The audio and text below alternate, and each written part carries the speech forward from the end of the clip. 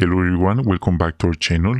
In today's video, we're going to be discussing the study article for the week of January 6th to 12th, 2025.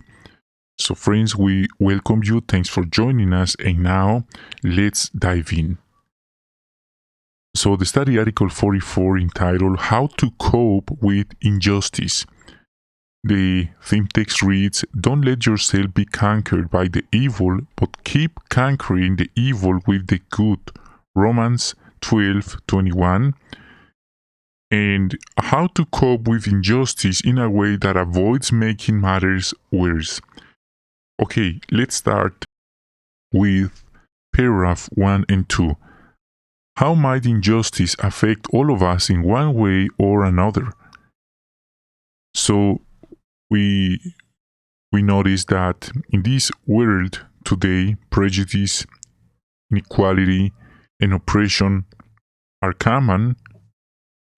It happens to everybody in a certain way, but we may surprise because what we might not expect, though, is to be misjudged by our brother or sister in the congregation. That can happen. Sad, but true. And have you ever been in a situation like that? If we think for a moment, we may find the answer. Okay, and there are some friends, they don't like to talk about these matters because they think we just have to discuss, to talk about the positive things in the congregation, but not negative things. But this is the discussion that the loyal and discreet slave is providing us for this week. So, the loyal and discreet slave, he understands that this is a local need around the world and is something that's been happening during these times, during these days, and it's really important to pay attention and get this point. We notice that Jesus told something about it at Luke 18, 1-5, about a widow, and she kept asking a judge to give her justice. And this teaches us that a natural reaction when suffering injustice is to seek someone to help us. Okay, the really important matter. 3. Does Jehovah care about our suffering injustice, and why? And the answer is yes, of course. We know that He does. Yes, He does. We know that Jesus assures us that Jehovah will cause justice to be done speedily when the time is right, and soon He'll undo all the harm we have suffered and eliminate all forms of injustice. 4. What help does Jehovah provide for us today? Jehovah helps us to cope with injustice.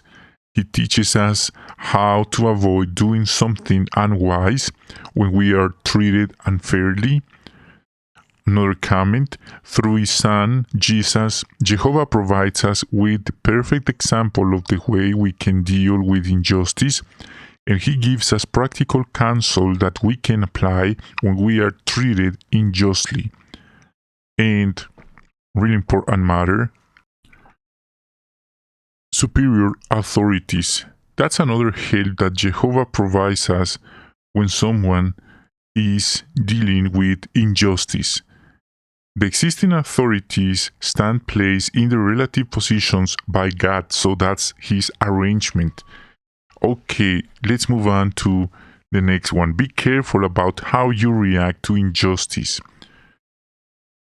Why should we be careful about the way we react to injustice? Because we may feel deeply hurt and distressed by injustice, and we want to solve it by ourselves.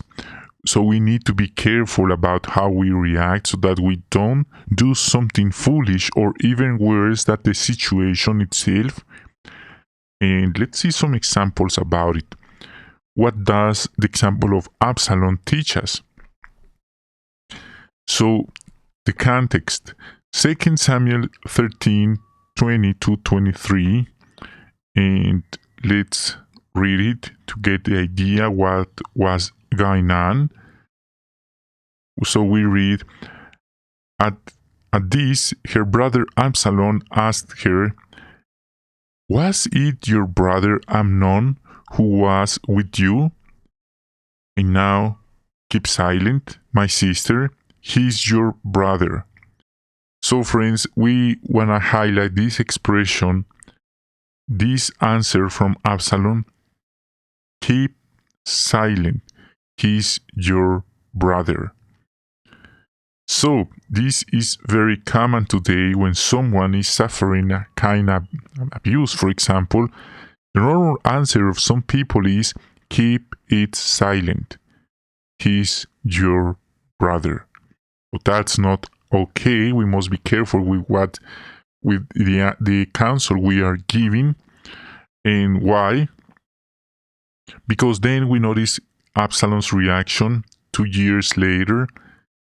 Absalom ordered his attendants at verses 28 and 29, watching when Amnon's heart is cheerful mood from the wine, I'll say to you, strike down Amnon. You must then put him to death. Don't be afraid. Is it not I who command you? Be strong and courageous. And they did it exactly as he had ordered. Okay, we could react to an injustice by improperly trying to take matters into our own hands, as Absalom did. We must be careful with the advice we give, since for certain cases there are higher or superior authorities. We notice another example of it because according to the Mosaic law, Amnon deserved to die for what he had done, but why this didn't happen? Because no one sued him, no one reported him. Why?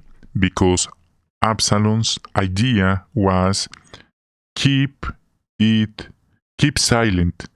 He's your brother.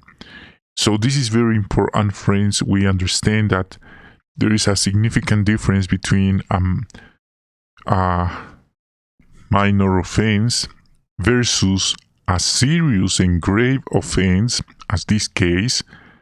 So we must be careful because the perpetrator will do it again if we don't report him. So we must be careful about these matters. That's what we learn from Absalom, and sad but true, sometimes some friends, some brothers in the congregation, when someone is suffering a similar situation, is going through this situation, their advice is keep silent. Don't say to anyone because we are brothers. We are in the congregation. So that's one of the worst advice that someone might give. Actually, Loyal and Discreet Slaves, Jehovah's organization, has provided us some advice about these matters. There's no problem to report to authorities, to local authorities. Is their work, and they say this could affect God's name, the congregation's reputation, but that's not an excuse. That's what the organization had said about this matter. So that's what we must do. And let's move on to number 7. How did injustice temporarily affect a psalmist? He was about to leave the truth. His feet had almost strayed and his steps had nearly slipped. He almost did it. He was so distraught about the injustice he saw that he almost lost confidence in the benefits of serving Jehovah. 8. What effect did injustice have on one brother? As we read, and this is very, very important, the brother was falsely accused of stealing money from the congregation. As a result, he was removed from his service privileges. But wait for a moment. Who was accusing him? Of course, was not his neighbors, were his accusers were his own brothers, spiritual brothers. So that's a big deal, because the rest of the friends, they listen them, and it looks like this brother didn't have the opportunity to appeal to defend himself from these false accusations, and they did it. They got what they wanted, removed the brother from his privilege. That's not okay. That shouldn't happen in the congregation. But I'm not creating this experience. This comes from the organization. They put this experience like an example that what's going on in modern times. And the brother says how he feels or how he felt. He felt bitter, angry, frustrated, disappointed. He recalls he allowed his emotional pain to affect his spirituality, and he even became inactive for 5 years. So it's not the same reading about injustices and we ourselves going through an injustice like this. It's not the same reading and going through this situation. Now let's change the perspective from this, and let's think for a moment the perspective from the person who is committing the injustice. It's a big deal. It's serious, because sometimes some friends, they normalize these injustices with the excuse that all we are imperfect, and that's understandable, and Jehovah understands, and Jesus understands our situation. But wait for a moment. Is that what the Bible really says? If we take a look of the scripture at Matthew 18, verse 6, Jesus says, "But whoever stumbles one of these little ones who have faith in me, it would be better for him to have hung around his neck a millstone and that is turned by a donkey, and to be sunk in the open sea." So, do you think Jesus is going to accept the excuse that we are imperfect, and because of that we are affecting our brothers and sisters in the congregation with injustices, affecting them and making them stumble? Of course not. So there is a difference between minor offense and something involuntary, and that's understandable. That's because the imperfection, versus a serious offense or something voluntary, someone who was thinking every step to affect, to make this injustice. Imitate how Jesus coped with injustice. Number 9. What injustices did Jesus endure? We notice the unjust treatment he experienced. There were prejudice from his family, from outsiders. Many of them rejected him. They didn't think he was the promised Messiah.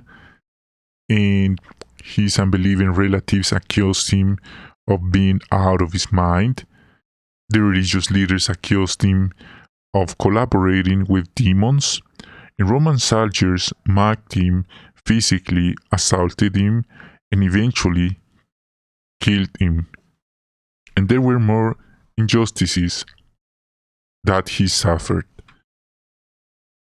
Okay, now we understand that he was in the fulfillment of the prophecies. And he says that he could call the angels to save him from all that suffering, but how the prophecy might be fulfilled. Number 10, how did Jesus cope with injustice? He knew when to remain silent and when to speak. He didn't reply to every false statement made about him. When he did speak, he didn't insult his persecutors or threaten them. He exercised self-control, because he entrusted himself to the one who judges righteously. He knew that it was Jehovah's view of matters that was most important. He trusted that Jehovah would deal with the injustices at the right time. 11. What are some ways that we can control our speech? Some injustices are minor, and we can simply overlook them. It's okay.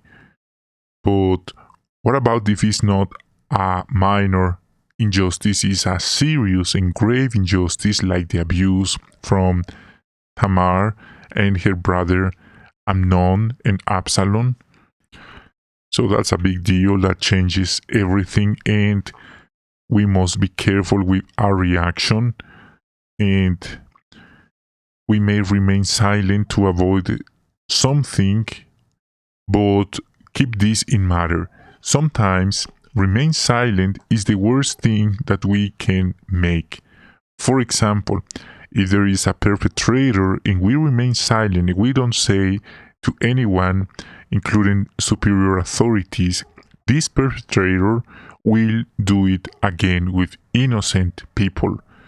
So we must use our brain, our head, and think about every situation. If it's a minor injustice, offense, or it's a grave or serious injustice, and that changes everything.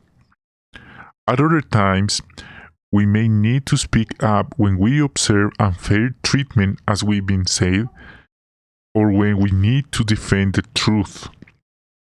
That's what we meant. If we do speak, we should try our best to do so calmly and respectfully. Some months ago, we were studying about a sister in the Watchtower study, how some guy was annoying her, and she talked with one of the elders asking for help, and this good elder helped our sister going to the police to report this guy, and it worked. So that's one of the points really important. Number 12. How do we entrust ourselves to the one who judges righteously? When others misjudge us or mistreat us, we trust that Jehovah knows the truth. He's aware of everything about us. He knows who we are and how we've been doing. And that confidence can help us to endure unfair treatment because we know that ultimately Jehovah will correct matters. Another comment: by leaving things with Jehovah, we prevent anger or resentment from festering in our heart. Those emotions can cause us to overreact, can destroy our joy, and can damage our relationship with Jehovah. Okay, and there are some examples when we face injustice. We can imitate Jesus by carefully deciding when and how to speak. 13. What can help us to continue putting up with injustice?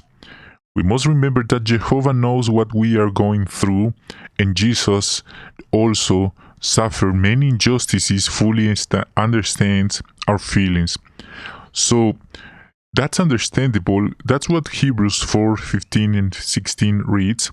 But if someone in the congregation is suffering a serious injustice, and someone says that this sister or brother must keep silent, and he shouldn't do anything against the perpetrator because Jesus didn't anything against his perpetrators, that's not a valid excuse. That is like going against Bible principles also. And eventually this could cause collateral damage to the congregation. So we must be careful with the advice we are giving to brothers and sisters who are dealing with serious injustice. And not because we are witnesses, we shouldn't ask the help of superior authorities. Okay, Jehovah gives us practical counsel that helps us to deal with injustice. And that's in practical way that what Jehovah's organization has been doing. In World Week, they have, and of course, in the countries around the world, the organization has legal department, lawyers, and they are able to do what is necessary to help the organization with legal matters, with injustices. So they don't think that because we are witnesses, we shouldn't ask the help of superior authorities. So we keep in mind the practical value of these principles. Yield place to the wrath. What does it mean to yield place to the wrath? Romans 12:19. According to the context, it's Jehovah's wrath, not ours. We yield place to Jehovah's wrath by letting him bring about justice in his own time and in his own way. John was treated unfairly, and he said, I had to fight the urge to pursue righting the wrong in my own way.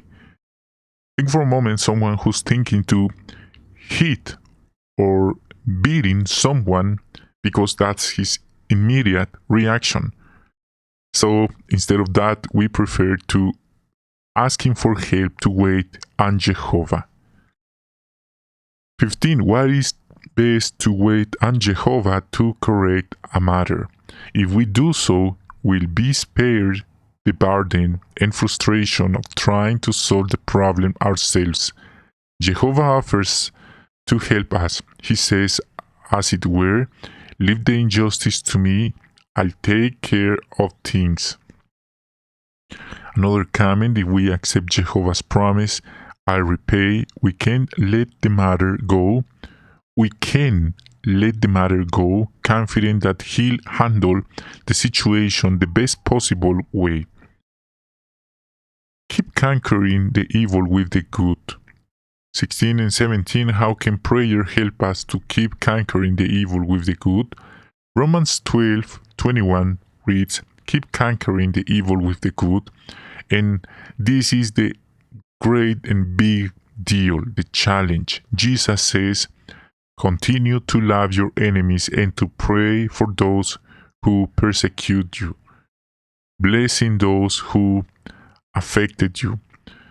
So Matthew 5:44, instead of cursing those soldiers, he prayed, Father, forgive them, for they don't know what they are doing. When we pray for those who mistreat us, it can lessen our feelings of resentment and anger, and even change the way we view those who offend us.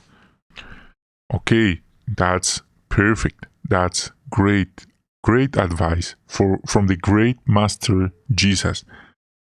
And we understand that's the situation and is a need, but as Jehovah's organization says, when someone is not just committing an injustice but a serious crime, the person must respond before superior authorities.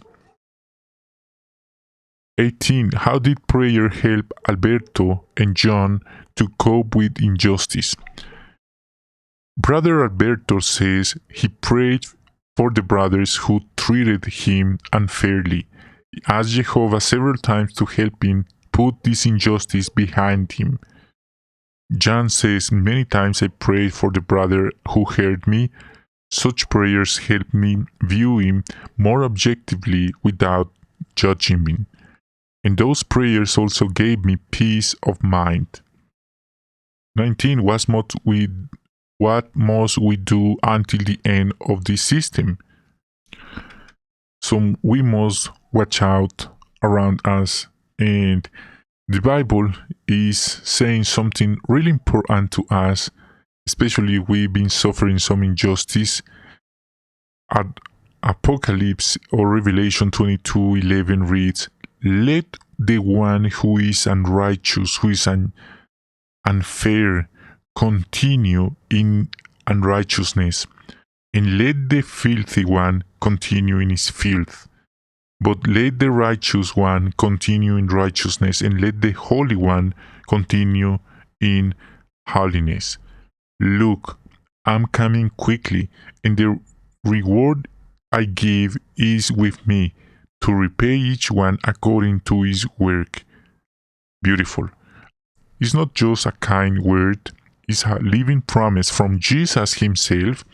So whatever comes our way, let us never stop praying and making good and praying to Jehovah for help. Also, may we imitate the way Jesus responded to mistreatment and continue to apply Bible principles. How would you answer? How can we imitate the way Jesus coped with injustice? So, he knew when to remain silent, when to speak. Sometimes it's not necessary we get straight every single matter to demonstrate that we are right and they are wrong. Sometimes it's not necessary. He didn't reply to every false statement against him. When he did speak, he didn't insult his persecutors or threaten them. He exercised self-control because he entrusted himself to the one who judges righteously. So we know that Jehovah and Jesus are aware of every situation that's going on in this world, and of course in the congregation around the earth. But of course it's not the same reading about injustice and going ourselves through injustice. What does it mean to yield place to the wrath? According to the context, it's Jehovah's wrath, not ours. So we yield place to Jehovah's wrath by letting him bring about justice in his own time and in his own way, as John and Brother Alberto did. How can prayer help us to cope with injustice? It helps us to have peace of mind. It helps us to forgive, which frees us from resentment, anger, and we are obeying what Jesus said about praying for those who persecute us, affect us, and blessing those who have hurt us. That's a great challenge. If we only do good things to those who treat us well, what reward is there? So it's an interesting and deep study with different applications in our day. So friends, please take care of your family, of your children, and thank you so much for watching, and we hope you be safe and hope to see you in our next broadcast. See you next time.